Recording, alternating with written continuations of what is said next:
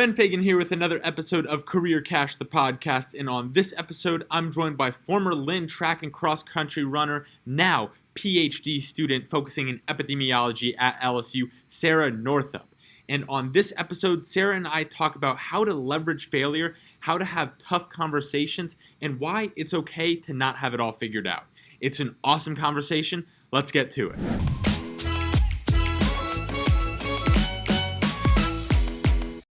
Well, Sarah, I'm super excited for this episode for a multitude of reasons. You have a super cool story and you're doing a lot of cool things. So why not just catch us up with all of that? But first, welcome to the show. I'm happy to have you here. Thank you. Thank you very much.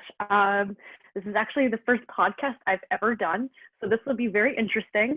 So I guess to give you kind of a background of where I'm at, I graduated from Lynn with my undergrad in biology. I did the 3-year program. Are they still offering that, by the way? Yep. Or they are? Okay. Really recommend you save a lot of money and get good experiences through that. So I graduated and I really wanted to go to PA school to be a physician assistant. I applied during my last year at Lynn, did not get in anywhere. So I was like, oh, first failure, what do I do now? So I ended up moving up to upstate New York and I started working as a PCT, patient care tech, at a med-surg floor at Thompson Hospital. It's a community hospital just out in the middle of nowhere.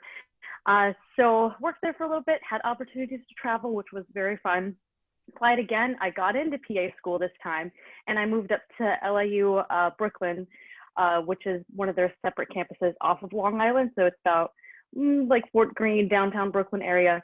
And I got there super excited. I was also still able to compete cross country and track. And while I was at Lynn, I did the same thing and I had years left of eligibility. So I was going to do my PA school. I was going to run, have a great time. And then I got there and I hated it. I was like, oh God, what do I do? This is the worst.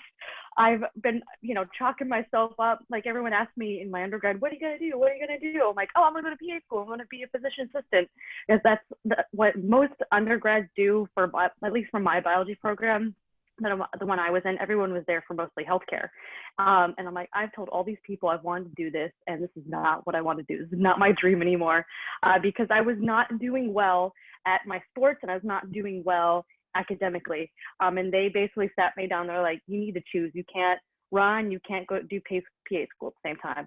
And I'm like, well, what do I choose? Do I stay with something I've loved since I was, in high school and that I went to college for, and then I picked this school also because they had a program that I could go to? Or do I do something I've never known and just hope I like it? And I was like, you know what? I don't think I'm going to do that. I'm just going to say no and cry about it a little bit, like really question my existence, and have to face all these people asking me how PA school's going when I'm not in PA school anymore. And see what else I can do. But I didn't want to waste the semester because I had just moved from, upstate New York to New York City. I'm like, well, I'm kind of stuck. What do I do now? So I looked at I did this actually I was sitting in a PA school class, for cardiology, for EKGs. And I was Googling at the same time, what other programs they had. Cause I'm like, I got to fix this. I got to do something. So I found that they had a public health program. I found one of the professors and I walked into her office. And I was like, hi, I need help. And she convinced me. She just did me this whole spiel about public health, what it was. I had no idea what it was. And I was sold. I'm like, okay, I'll do this instead. So I switched and I finished my master's in public health. I was able to run indoor, outdoor track, cross country, all that stuff. Saved a little bit of myself. I didn't think that I would end up being as successful in it as I was. And then I graduated and then I applied everywhere. I applied in New York City. I applied back in Florida because that's where I grew up, and I applied in upstate New York. Everyone said no, no one was giving me a shot. And then finally I got into doing research as a clinical research coordinator for a psychiatry outpatient back in upstate New York. I did that for a little bit.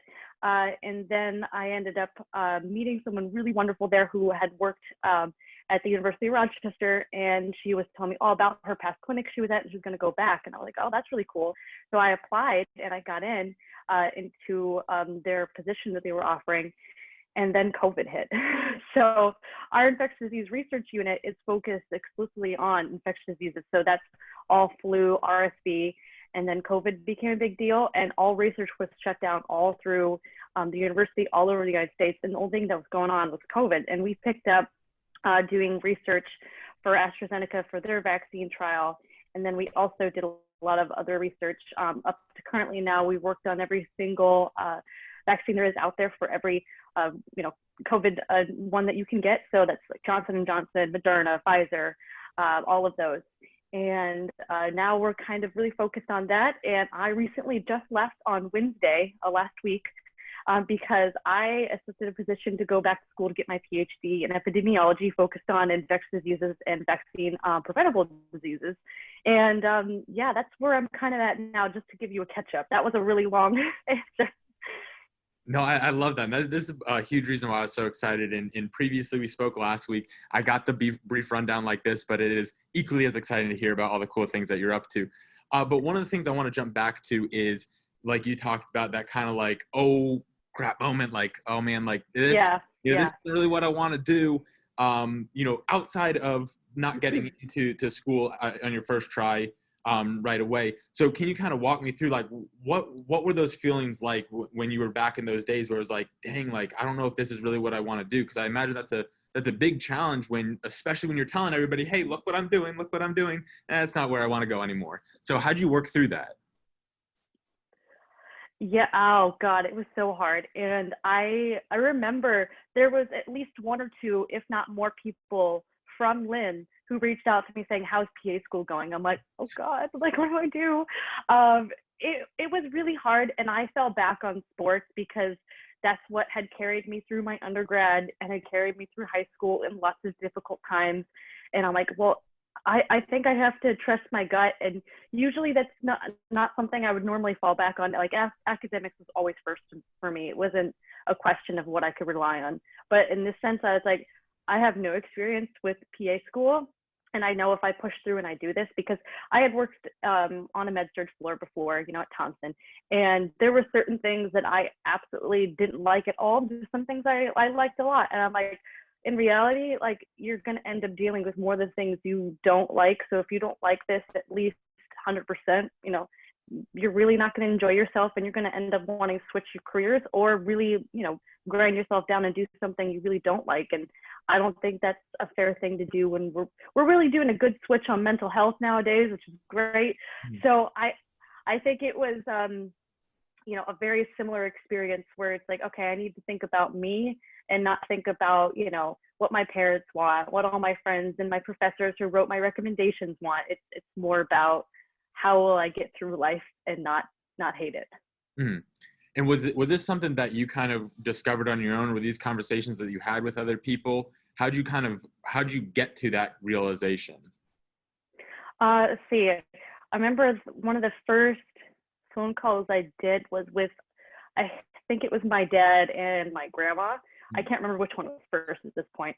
And I remember my dad, I was just, a little bit more like, keep yourself together, don't cry. But with my grandma, I bawled my eyes out, like, I don't know what I'm doing, like, help. And then she really just kind of, it's like, you really need to think about this for yourself. Like, you don't need to do this for us because we're still proud of you anyway. You got to, like, look out for you. Like, we know you're smart. We know that you have all this handled and you're a hard worker. You have to do this for you. And I also talked with my coaches as well there, and they really helped. I kind of got a really good mix from everybody. I even talked to brand new teammates that I've known for like 2 or 3 weeks, and old teammates from Lynn as well. Like, really helped me a lot.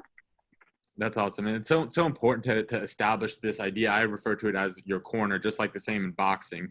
At the end of the round, you go back there, you get your water, get the blood wiped off your face, whatever it is, put back in, and then to, get sent out for another round. And I think it's important to know also, like, you don't have to have 100 people in your corner. If you do, great, but it's important to have at least one person to help you through, these ups and downs. And I think that's huge.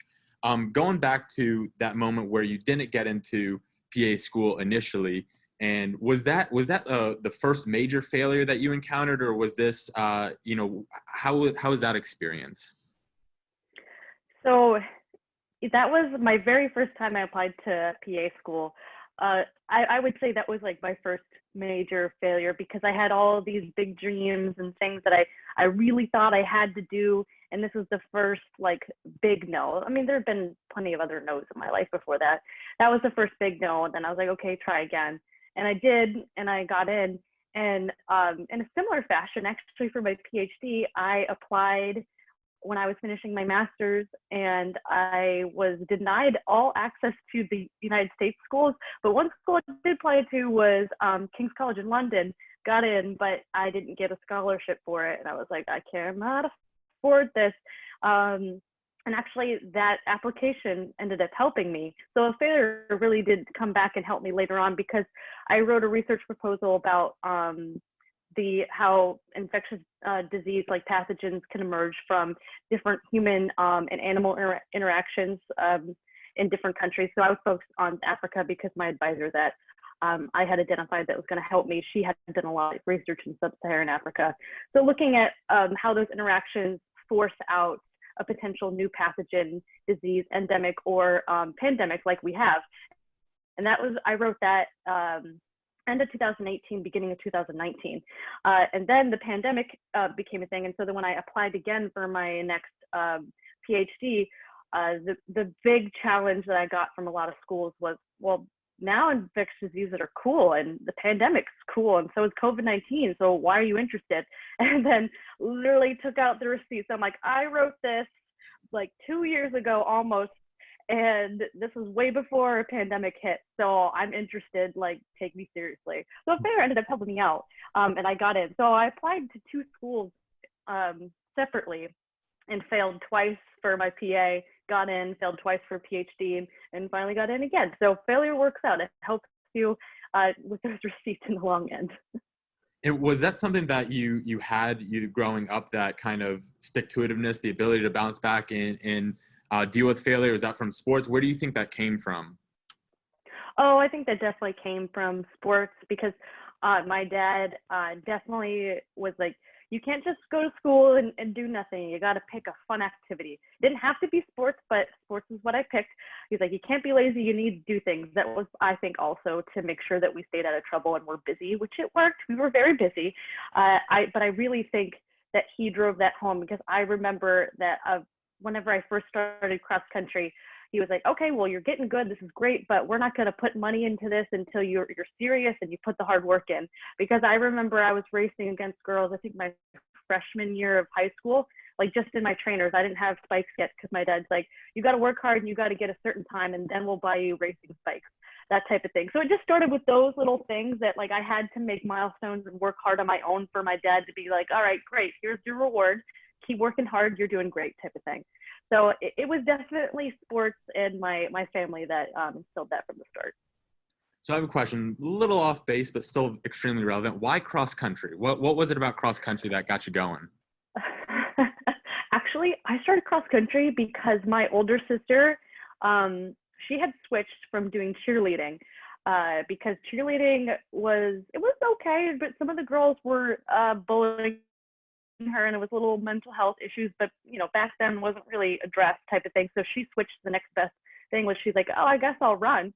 And then when she was running, I came in while she was a senior in high school and I was a freshman, and I was like, well, I can do that. I can beat her, I think. So I joined cross country because I wanted to beat my sister, and I did. And I was like, okay, well, I guess it's fun, so keep going.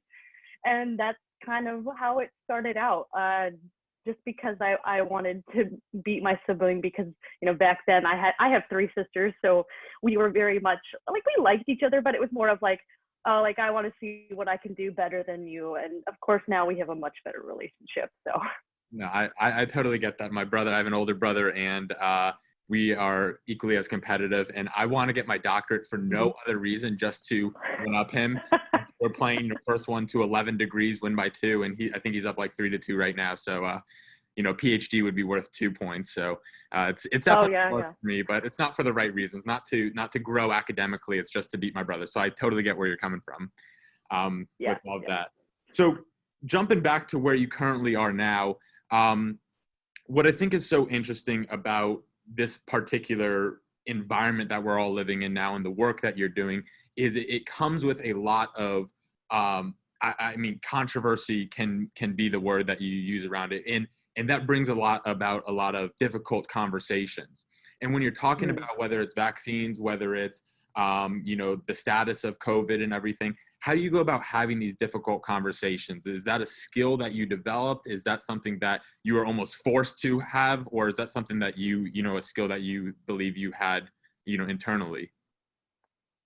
So during a lot of those types of conversations, we kind of have to analyze it and see, is this person going to willingly, communicate openly with me, and we'll have an open-ended conversation, be able to discuss things, or is it more of, all right, we need to get Dr. Falsey or Dr. Branch to come in because that's a higher authority of respect that they'll immediately listen to. Kind of first analyze the situation, and I think every single one of my career paths has kind of developed that as it goes. Especially, it was such a quick development with COVID becoming so politically talked about. It became extremely difficult because it used to be just easy, simple talk about the medical pros and cons, benefits, what to expect. But then it really became the biggest thing. And I think the two things that I went in always usually with conversations was like, okay, this person doesn't know me at all. So number one, build trust. Number two, I have to communicate in a way that they'll understand and relate to. And you kind of, once again, have to step back and analyze the situation. A good example of that was when we were doing our AstraZeneca trial, we had a lot of individuals sign up to do it because we enrolled over 400 people at our site. Based upon the fact that this was not an mRNA sequenced vaccine, this was based on adenovector. So they were like, okay, this vaccine is not going to change my DNA, so therefore I want to be in your vaccine trial. I'm like, well, that's wonderful. I'm so glad you want to be in it. However, let me just talk to you about that really quickly. And in that sense, I had a particular person who had that opinion. And in order to change that opinion, the only way I was able to do that was through trust, because she ended up, because this was a placebo-controlled trial, you could either get vaccine or you would not. And by the end of it, when we unblinded people, you would receive vaccine eventually after the fact. But during that time, she had received placebo after we had unblinded her, and she got COVID. And so when you got COVID while you were in our trial, we would have you come in and during these illness visits, and we would see you. These illness visits go on over 28 days, and I see you 4 to 5 times. So it took her seeing me 4 to 5 times, dressed up in my shield and my blue gown, all of that, for her to be like at the very end where she was no longer shedding any virus and she was negative, and I could come in my scrubs and talk to her, that she was like, I really trust you now. Like, I totally get it. Like, I think I've really changed my mind, but like, taking 28 days to do that is kind of hard, but if that's what it takes, that's what it takes, and you really got to do it. And the whole second part of it, communicating in a way that they understand, you just really have to look at their knowledge base and establish what is their type of what I call health literacy. Like, do they understand like certain terms that you would use like in medical language versus, okay, they're not going to understand whenever I say it in this way, but if we talk about it in different perspectives that they understand or relate it to, like, how they go about their lives, then it doesn't fall on deaf ears and you get better attention. So how do you go about analyzing, and detecting which kind of language to use? What is the biggest tactic in that? First off, whenever I'm enrolling someone into a trial and they've read over the consent and all of that, we have to ask what their occupation is, what they do, what their past experiences are. And on top of that, there's required questions you need to ask, but then ones that you don't need to. But during the whole session where I sit down and we enroll them in a trial, which takes about 2 hours worth of their time, I'm asking questions the whole time to kind of, I don't want to say that, like, not dig around into their life or anything, but just see how much they want to open up to me and see where they land on like that spectrum, and kind of really dig deeper into like what they know, what they don't know, and how open they are to learning. And you can really get a feel for that the more you talk to people, especially if you like work in sales, it's kind of second nature and you can really do it. And when you work in healthcare, especially when you've worked in different sections like I have, some people are interesting. Like, typically this is will happen in our older population. I'll ask, okay, do you have any current medical history or past recent medical history that's significant that you would like to report to us? And they'll say, nope, I'm good. I'm like, okay. And I'm thinking, all right, let's ask what your medications are. And they're like, all right, so what's your medications? What do you take? And they're like, oh, I take this for my diabetes. I take this, and I'm on Metropolo, all this stuff. I'm like, so you have high blood pressure? No, I take medication. And I'm like, okay, so you still have it. So it's that type of thing that you really have to establish, and you don't want to make them feel that they don't understand like the questions you just asked. You're like, oh, okay, you take these medications, so what do you take that for? Okay, well, let's write that down. So it's just simple things like that. You really get used to it as you go through the process. Has there been anything that you've gathered along the way that's helped you in building the trust? Because I think what's so cool about this is, while you're using it in the healthcare realm, like you mentioned, it does tie into sales, it ties into business, it ties into anything, because at the end of the day, people are working with people, and no matter your job, it's all, so much of it is life really is based off communication, and trust is a huge part of that. So has there been anything that you've kind of gathered to help you build and establish that trust? So there's been a lot of work on a team basis for the unit I was working for. Dr. Falsey was really tying in with a bunch of the other investigators across the US. And it even came down like from Dr. Fauci, like we really need to push to have a role of diversity in these clinical trials. We have to represent every American, every person that lives in this country, so they can trust the process that's going on. So from that, she really pushed for us to be involved with local community members. So it kind of came down from like the upper management in my unit all the way down to us. So then when we reached out to those community leaders, then they're like, okay, if I could bring in these people that are willing to participate and want to know more, they just need to talk to people. And they would come in and we would establish that trust. So it really was like a team effort of like the top really talking to the stakeholders in the community, those who make the big difference in order to really make that impact. That's so cool. So I know you have your PhD coming down the pipeline. What else do you have moving forward, big goals that you have that you're working towards now? Oh, big goals. Oh, so many things. It would be so nice to get a lot of things done. I mean, number one, like from working in the unit I'm at, like I have really developed this love of like vaccine preventable diseases, because not only did we work on like the vaccine trials, we also did inpatient trials for patients who had COVID, and we were doing drug treatments that could possibly help them. This were individuals who were either intubated or had certain oxygen needs. So that has really like pushed me, like we need to make this as such a common thing. I saw this fun little post actually recently. If you grew up in the 90s, you know that when you see like one of those 8-pack like plastic things that go on like cans, what do you do as soon as you see it? You are like, oh, I gotta cut it, gotta save a sea turtle type of thing. Like if we can make like, oh, gotta get my vaccines, it's important to save my life, and like the kid next door who has cancer who can't get that vaccine, like we need to make that second nature. So that's like really my goal, to make like public health not questionable anymore, and to make vaccines just like this is a needed thing, like, and just to make health like more obtainable, like in that sense, because the amount of people that that have died this year, it's just it's kind of it's silly and it's sad that it's happened, and I would really like to focus on the things that we actively have solutions for and prevent.